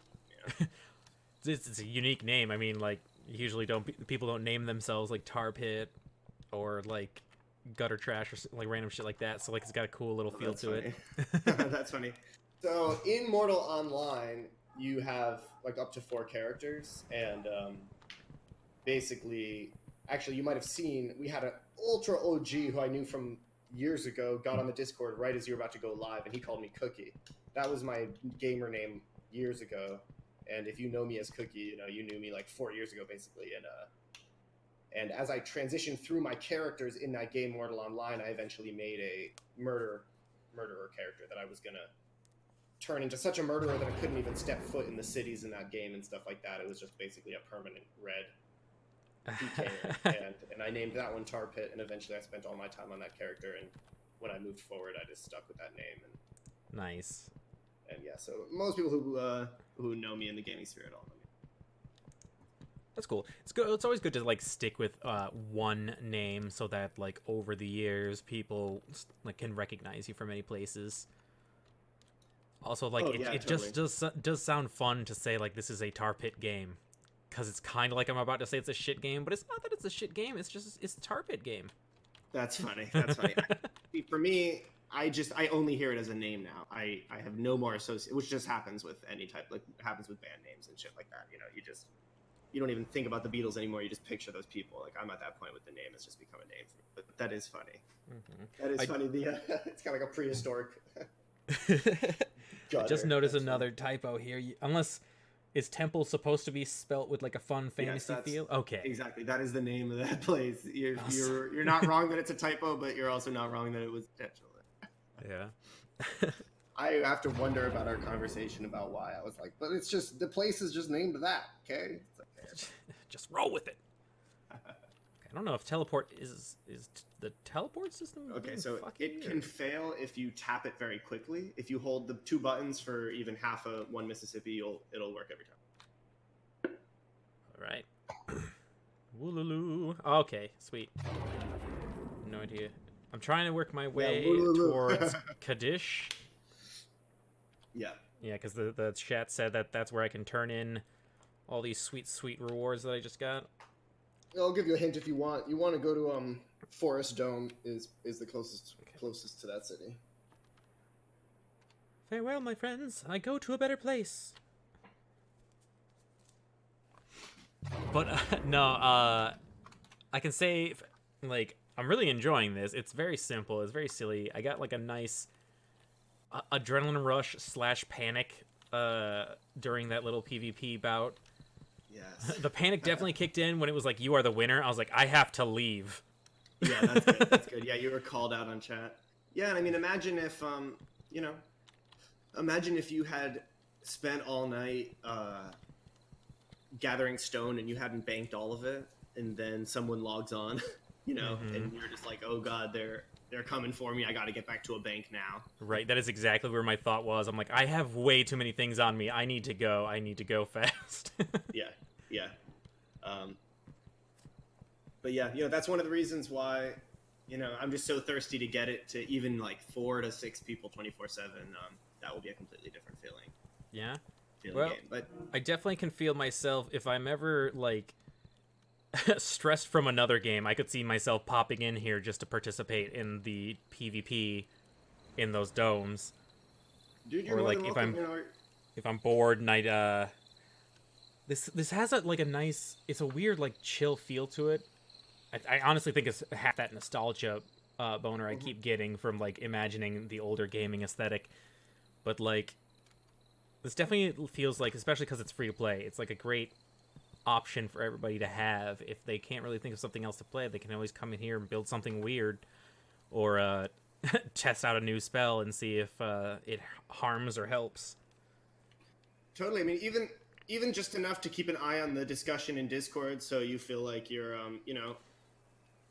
you're keeping abreast of the patch notes at least enough to keep talking about where things should go, because it's a pretty small collection of weirdos who are like putting into the direction of it. But we rely on, I mean, streams like this, people's first time impressions, totally give a lot of feedback just seeing how it goes. But also it's like we're constantly pitching stuff on people. There's going to be a big discussion around what types of things we should be selling in the store. People are like all the time like requesting like cosmetics, and we try to make like weird versions of their requests happen. And Yeah, I gotta agree with Songwing here though. This map is a little difficult to like read. Okay, yeah, I'm trying to think of like what it is. It's like the black on like the high, like it looks like as if someone did like a quick dry brush and it like hit all the edges with black. I feel like it makes it a little difficult to look at. yeah, you're totally right. We used to have a very precise one, and then I made this as kind of like I tried to make a lot more like mystery happen. And when I create the map for the second world, I'm going to go much farther in the back towards the direction of precise. Like Yeah. the banks in the cities, you can't really use this map to get right to the banks and stuff like that. So I agree. I think it needs to be better. This was my attempt at making something that was more like an in-game painting you came up on, as opposed to like a GUI god. Yeah, I like the idea of the map being kind of fucky. So long as there's like a small backtrack, I wouldn't say backtrack too much, because I do like the fact that the map doesn't really tell me what is going on. Like when I headed to the cathedral, it didn't help me at all once I got inside. But Yeah, I mean, that's what real maps were like in like fantasy worlds. Someone just kind of sketches like, I think this is what a house looks like. yeah, but the other thing is you're bringing up is basically that the black coloration in the elephant leather grooves, and it would probably improve legibility if that wasn't quite so black. Yeah, that was dialed back a bit. Also, there's a little bit of bonus map on the far right side. I don't know if you can see my stream right now. Yeah. Yep. I'm trash. Terrible. This game, 0 out of 10. Hate this game. It's the worst game ever. No, I really like this. This is kind of neat. So you said now way back at the beginning when you were talking about how like you are like getting ready essentially for like a 2.0 world. Where are you at with that? Like how soon do you think that's gonna transition? So there's a cocktail of gameplay changes that are coming with it. I think that my roommate's work schedule is going to line up just fine, so that I think we've got that cocktail small enough that my work will only take a little bit longer than his, and we won't be waiting on his. Yeah. So the new world is divided into kind of render nodes, so you're only rendering a certain amount of stuff around you, and it's grouped into spheres. We're taking that a bit farther in the new world, and so I'm going node by node. I just finished my third node yesterday, and there's probably going to be 6 or 7 nodes in that inner content area that I talked about, which is going to have like basically all gathers, ruins, creatures, cities, and features. And then there's going to be a huge circular mountain range around all that shit, and then a massive wasteland of basically just rocks, and people are going to be gardening, bringing plants, bringing their buildings with them, bringing features from the inner world to the outer world. So like a giant blank canvas. Yeah. And that's going to be pretty easy to make. I'm thinking that might not be more than a week and a half for me to just kind of drunkenly throw together a million rock formations without any, you know. So basically, I'm just ranting now, but I'm about halfway done with the hardest part, which means I would love to have, you know, the true release of the second world be July 2nd, which would be a year after the Steam release. Yeah, that would be pretty cool. You know, if it was August 2nd, though, I wouldn't be mad at and I wouldn't be surprised if it went there, but I'm basically about, you know, 30 hours a week at a restaurant, 40 hours a week doing this. Mm-hmm. Yeah, you gotta find time when you can. Yep. I am having so the exploration is super fun, but I am having the hardest time finding out like where the actual Kadesh is. I'm inside this like awesome giant tree village. Oh, you made it up. Okay, sorry, I haven't even been watching the stream really. Okay, so there is the building. It has a tree spurting out of it. Mm-hmm. And if you took a ramp up into the city, the ramp will lead you straight into the sanctuary. Okay. But let me see. It's hard at night. I think you're not far from it, but yeah, the whole freaking city is a jumping puzzle. Yeah, I liked it. Like, I'm glad now. I'm very glad that there is no fall damage because I've made a couple of gambles. Well, this one didn't work out. Okay, so I think yeah, but you know, if you have megalith, you can make some ramps and they're cheap. You can just okay. Oh yeah. All right, so now go to the bottom of the ramp and then just take it straight up. All right, go left. Do me a favor, or yeah, okay. Look into the forest below you, and you'll see the plunging black ramp that hits the forest floor.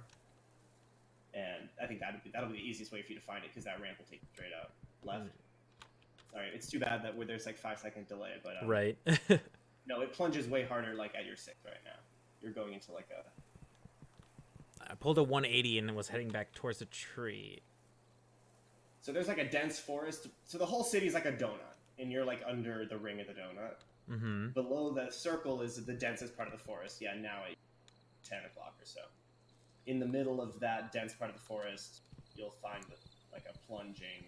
Yeah, you're looking at the plunging ramp. That thing kind of spirals down. Find the bottom of that, and you just take it up. It'll lead you directly into the bank.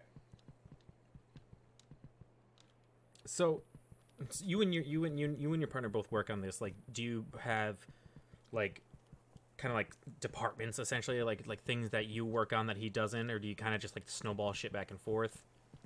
Yeah, no, we have absolute. Yeah, that's the ramp right there. Yeah, we have absolute division of labor. Each of what we do would be hell for the other person. I don't code. Yeah. The most I've ever coded is like double lined out like a line with an error in it and like deleted the line. I was like, oh, Instagram this. Like I'm gonna type something in the code. It's gonna.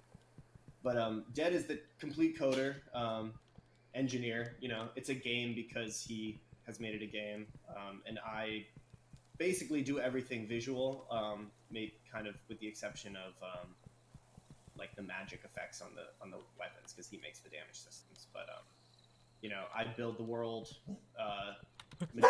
manipulate that. Sorry, your dog's pre-bark sounded like someone swinging a weapon at me, and I panicked for half a second. Oh god, yeah. Sorry. Yeah, you're almost there. Yeah, keep going. Safe. But yeah, so he does all programming and engineering, and I do all art and environment design. It's really about 50-50 that way, and I think we're both lucky to have each other because last night when I was streamed really late, and I got a bunch of indie devs like all talking to each other in my stream. It was really fun, and a bunch of them were solos, and I was just like, oh my god, my heart bleeds for you because we both feel like we're just in like infinity to-do list zone, and it's hard to imagine trying to get good at so many different things. But neither of us really share many skills. You know, he could probably do the shittest version of a building, but yeah, not really. Well, that's cool that you guys got each other's bases covered. It makes it fun, you know, and you know, we're lucky because we had already, you know, made music together, thrown shows together, and stuff like that from years ago. So we had like a decent relationship, and We both just got kind of hyper addicted to this process, and I think we're probably both about 2,000 hours into our like 10,000 hour expert, limit. But I expect to hit all 10K on Anymyst. Yeah. All right. So it looks like these murder scarf. Love it. Oh yeah, that's the piece you said when you entered. You saw the most horrifying thing ever. That was bloody rabbit wearing the murder scarf. Oh. It's like a big jaw, like a bloody jaw that hangs on your neck and gives you like a huge mouth under your face, basically. I love it. I love the aesthetic. It's ridiculous. Yeah. So teeth, you cannot get teeth in any way other than killing. So they're basically the one of the most hyper valuable things. You can't craft them in any way or gather them. Yeah. So 200 of those is like, we don't have 200 people log on in a week, so you gotta save your teeth. Oops. That I don't want. Okay, so Kadash is always the place you go to turn in, like, the teeths? Or does it rotate between cities? Well, so there's various things you do with teeth, but Kaddish is where you craft rings, and right now there's no other rings in game other than the rings you craft in Kaddish. But maybe we'll be adding some more of those matriarchs, like hidden in caves and shit like that too. But you have some eyes. So eyes are craftable, or rather, eyes are ingredients in some sweet recipes, but they can also be traded in, and it's 10 blood for one eye, and that only can happen in Kaddish. Yeah. And that's an insanely valuable exchange rate. Nothing else trades for anything close to that. So they're a very valuable thing. But you can't then come here and buy one eye. It only goes that direction. and then you said teeth is only a PvP thing. That's right. And then you have some crafting things you need them for. Mm-hmm. I mean, I suppose that makes sense, seeing how I didn't see any skulls lying around on the ground. I gotta go bop them off my fellow skeleton. Yeah, there are some things that you will pull off. In the game, ancient blood, ancient bile, and remains and stuff like that will be in like dead skeleton zones. But we did. It used to be that blood was the thing you only got from PvP, and then as we kind of ingratiated blood into our trader economy and crafting more, it became something you can craft blood with ancient blood. You can gather ancient blood in the dungeons. Yada yada yada. We needed that thing that was like a true holy grail of PvP. So it's kind of like a system where it's like we are constantly introducing new materials because we need the new like hyper rare thing. But then as we add new cosmetics and new magic, we put the hyper rare things into those crafting ingredients, or those crafting recipes rather, and then we end up making them more available over time, so it's not as hyper rare, and then we need a new thing that's hyper rare, and it's kind of like this constant rolling economic inflation. But it's not really bad inflation because the game is still underdeveloped, so it's just like building the economy that way. Right. Eventually, probably teeth will, there may be a hyper expensive shrine that gives you teeth, and when that happens, maybe we'll make it a tongue that you get from a person or something. But it's like a constant process. Introducing new crafting materials and stuff. But all the more reason to PvP. Gotta get them crafting mats. Yeah, exactly. And we want to, Huh. people are I got pretty a chill friendly. down my spine falling. Oh yeah. Yep. Oh, you're right. Long drop.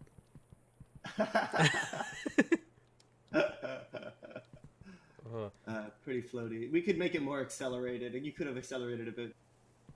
Kind of hilarious. You could take body parts in old WoW.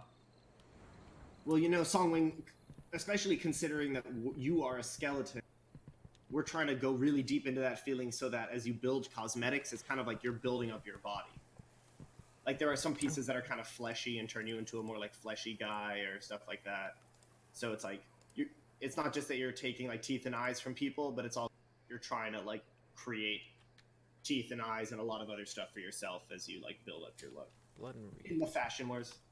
It's basically Skeleton Wars Online meets Fashion Wars Online. I'm actually gonna take some of that material and slap some clothes together to see what kind of weirdness I can make. I do like that. I really like your idea of being able to just layer whatever you want together, because like there's a lot of room for fashion experiments. Yeah, people will show up with hilarious things. It also just lets us kind of like willy-nilly add stuff in, and just not worry about it too much. Yeah. Sanctuary. So the everyone who's a patron on Patreon gets a cosmetic once a month, and they're the only ones with them. Not even me and Dead have any in our banks in game. Yeah. So the idea being, one day this game takes off, those things are going to be exceedingly rare items.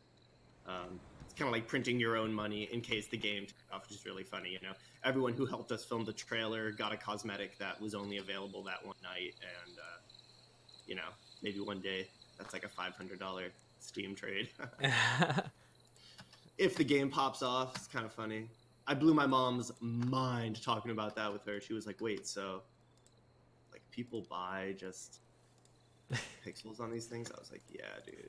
You have no idea what gamers are willing to buy. Yeah. So it's like a weird thing. It's like, if you're a Patreon and you get, or, a patron on Patreon, you're getting a bank full of these things that if you contribute to blowing the game up, you just contributed to, what's the word, inflating your own portfolio. Mm-hmm. I have what the hell do reads look like? I swear I picked up some. I'm like clicking through all my shit. I have to get into image recognition. On the what does the icon look like? Yeah. Well, was it underbrush I've been picking up? It looks kind of like grass. Yeah, it might be underbrush. You can exchange underbrush for reeds in, or you can turn them both into blood and trade it that way in Cathedral. But on the map, you can see like a green line. That's like a canyon that has like the oases in the bottom of it, and all the reeds are along that line, along with a bunch of other stuff. But running that canyon length is like the way to get a lot of reeds, or just buying them with blood. Yeah. Might want to shrink down the interaction radius of the matriarch, because from where I'm standing hang on, let me back a little bit. The Kaddish one is pretty big, huh? Yeah, I hear you. Yeah, like that. as soon as I'm like right there, I'm already picking up. Yeah, that's pretty big. That's bigger than the other ones. Yeah, I can mention that. That's good. Just I want to slap something together. Let's see what I can do here. Especially because I want a future where maybe there's lots of different things to interact with in the main city, not just like one guy in the bank. Right. I have blood and bile. I have plenty of that. All right. So I have to go to Sanctuary. Or any of these sanctuaries. Which sanctuary would I be able to find some reeds? So you see that green? It's okay. So pull the map back up for me. Okay.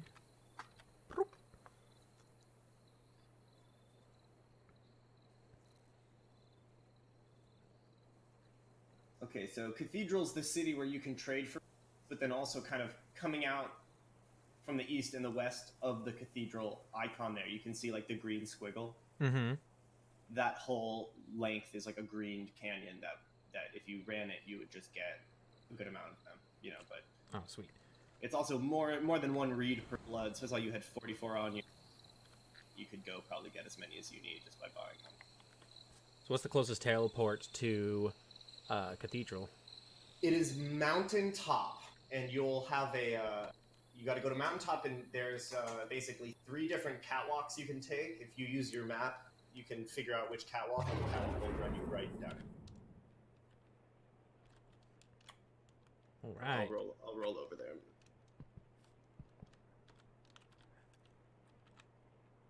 Like the peepers? Oh.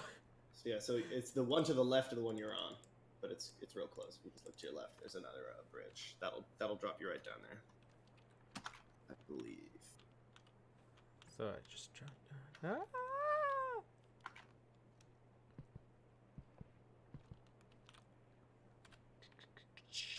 Oh. The spring peepers, frogs. Oh, the audio. Is that what you're talking about, Songwing? Yeah, no fall damage, Songwing, because a lot of room for mistakes. Yeah, no fall damage because you're a magically reanimated skeleton in a world full of insanely vertical levels. Sun? Oh, sweet. All right, so it looks like you jumped off mountaintop potentially. Oh yeah, you're not. I thought you were in a different place. Not bad. You could use the map to get there, but for the future, you could like I'm on the catwalk, take it straight to the building. Yeah. Good audio makes for a good game. Yeah, that's right. Especially We yes. need better. Well, she approves of the peepers at least. Good. I'm glad. Yeah, it's funny. It's like because we're both composers. Like I feel like the audio is one of the things that's kind of gotten thrown under the bus, kind of because I see. Yeah, you're running that direction. Because we're kind of like, oh yeah, we could do that. So we're not doing it this week, and then it's like hopefully we're gonna have some nice composition sessions between now and the release of the new world, and get it a lot more in your face magical sounding. I could definitely say that like a soundtrack or some maybe like the ability for people to like plop music boxes down somewhere would be nice for just because like after a while I can feel like the lack of music might make it feel emptier than it really is. Totally. So I will say for the time being the concept of diegetic music, like an on-off toggle soundtrack. It's something I argued for pretty heavily and lost. The argument of Dead hates the idea more than I like it. His arguments are basically that he and most PvPers turn it off in every PvP game that gives music. We want people to listen for sound, listen for footsteps and stuff like that. He argues that in a game where it's open world. Oh yeah, by the way, Songwing, it is open. That looks amazing. Everything is like bad in a fun way. Yeah, well, thank you. Yeah. I prefer the word scuffed, but thank you. Yeah, all right. Yeah, it's very scuffed. Yeah, no, it's. But yeah, it's it makes my skeleton look like such a dork. I love it. It is an open world Songwing, so when you see him tell. You cut off there for a second. Even the tutorial is a place you can just go. What else can we slap together real easy? We build a barn app. Slap that bitch on there too. All right. Bear straps. Yeah, all right. I'm going all out with these reeds, I guess. Aw, thanks for the lurk, Glam. I don't know why I jumped to interact. That is not how this works.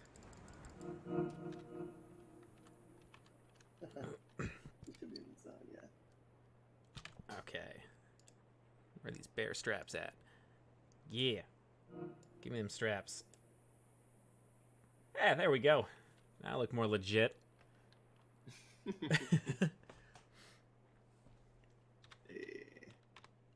So besides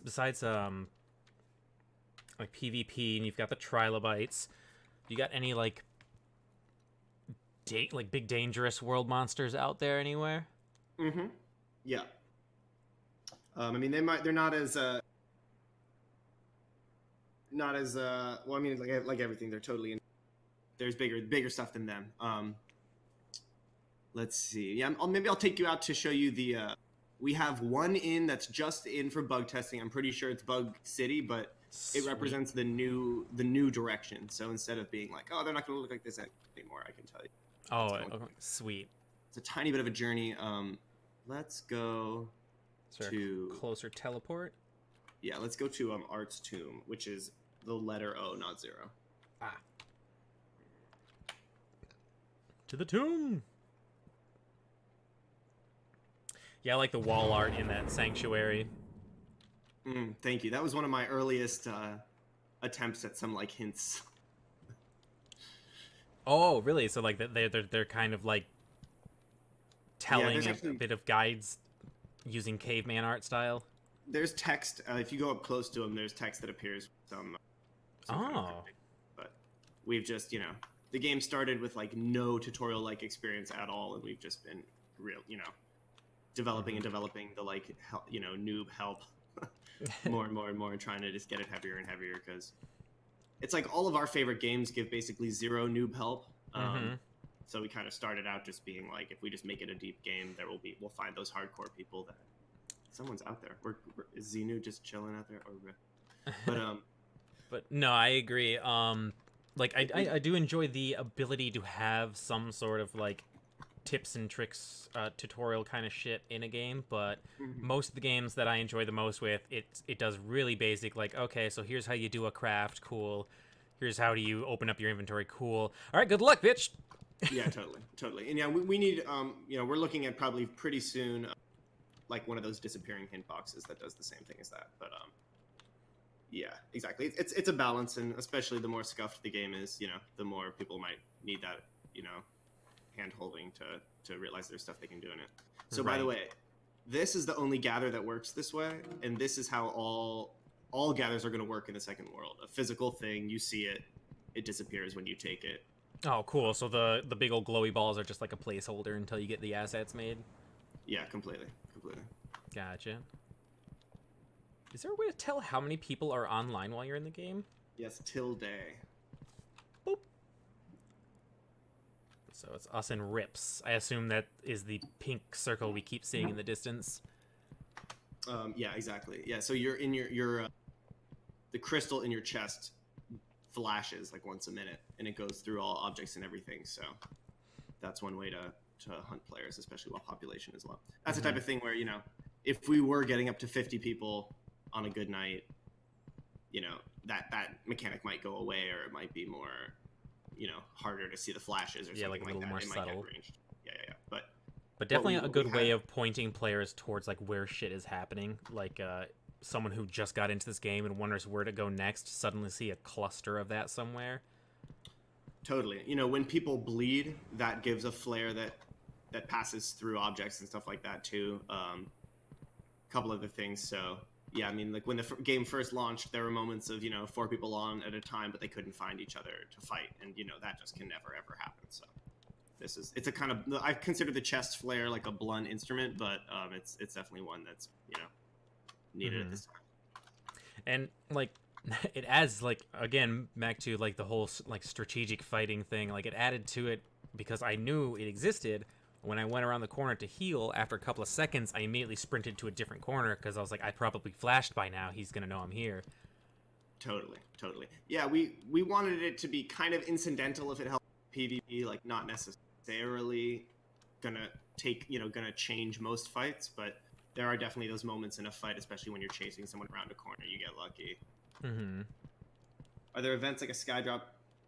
So there is a moving around the map once every 40 minutes kind of PvP event that will just spring up Songwing.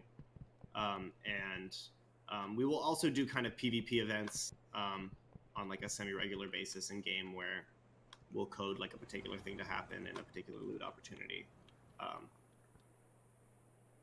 Another system that needs more layers to it, but yeah, if you get in game, see in chat here, a lot of these notifications have to do with the Gore Rift, which is that moving event. I just realized I made a terrible mistake, and I stored most of my spells because I expected to die, right, and now I've got nothing but fungus and healing. All right, I'll give you a couple. I have some extras. It's a pretty good one. Here, you might like this one. You said you have heals. I'll give you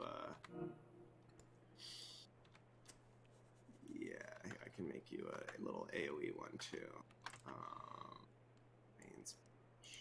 Whoosh. So, what about like the occasional PvE event?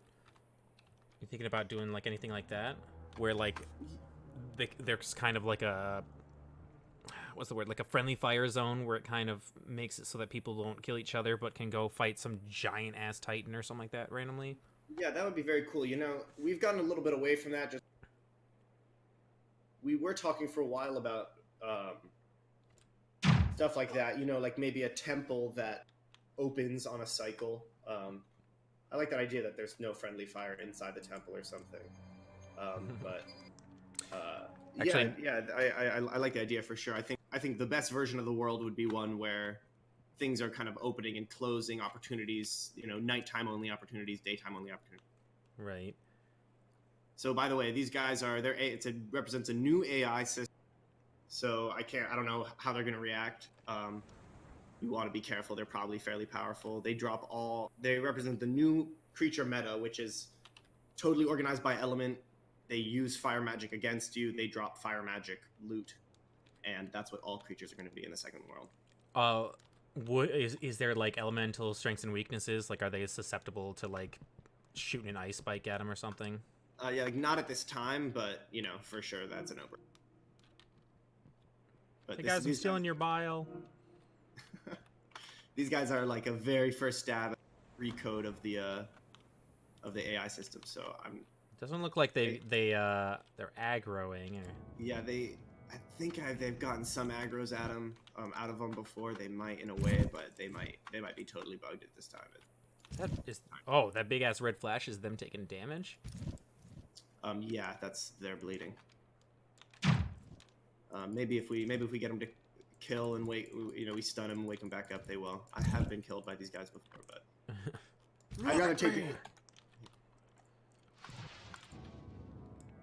But actually, now that I think about it, I now don't like the idea of the the friendly fire zone, just because a lot of these spells have great oops potential. Oh yeah, that's funny too. Okay, so Rips is out here, and it looks like this one's aggroed on him. Rips is AFK. I'm gonna kill him. Oh. Yeah, he's probably just at work. Okay, and oh yeah, see, this one aggroed me the second I killed Rips. That's the problem. Hello. Yep. So I think if you Their keep movement's moving, a lot smoother than still a little bit of that random glide thing. a little bit of the glide. Kind of looks like they're like figure skating at us. Yeah, it does. Yeah, that's just like a number threshold that gets moved between a couple different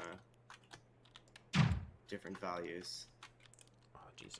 Yeah. Songwing, you drop everything except for things you can wear.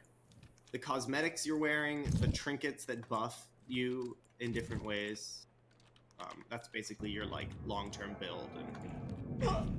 Oh my god. Okay, that was a cool attack. So it looks like they've got like a variation of things they do as attacks. Yeah, they have a couple different attacks. I think you know, one of the most recent patches when it was an attempt to get him to use that second attack. So that's actually a good result. The one where you like summon 3 fire pillars real quick. Yeah, it's like you know, that's that spell that you got off of Champion's Breath. Champion's Breath. It's basically the mob version of Champ's Breath. Oh god, I hate this slow down powder. I can heal you. I have a ranged heal, so you can call for it if you need. Oh shit, no. Shit. The meteor staff. Just be aware if you look down at the, it'll go closer to you. If you look higher up, it goes farther. All right, one's down. Oh, okay, cool. So yeah, loot him and be aware. I don't know. Where he gets. Dude, what was that? You were kind of chopping up there. Oh, really? Sorry. There, you know, just like everything, I don't know what the timer is, but there will be a moment where he gets back up and is dangerous. Yeah, so just don't die in a rage UA when that happens. So really, like, we are not able to kill them, but defeat them and try and like scrounge some resources and run. Yeah, exactly. Cool. And you know, right now it's supported in the lore, you know, to the extent where, you know, you are also undead and nothing in this world has like a permadeath, but maybe there will be ones that disappear in the future, but right now it for whatever reason it's takes some pressure off dead that these things don't actually have to despawn and then respawn. They're just they just go to sleep. You're just sleeping for a minute. Yeah, and I like the and I get it from a like meta perspective that if I were in a world where there is no true death, like you can get fucked up and you just kind of wake up again somewhere, like I'm pretty sure everything would boil down to senseless violence. Yeah, right. People.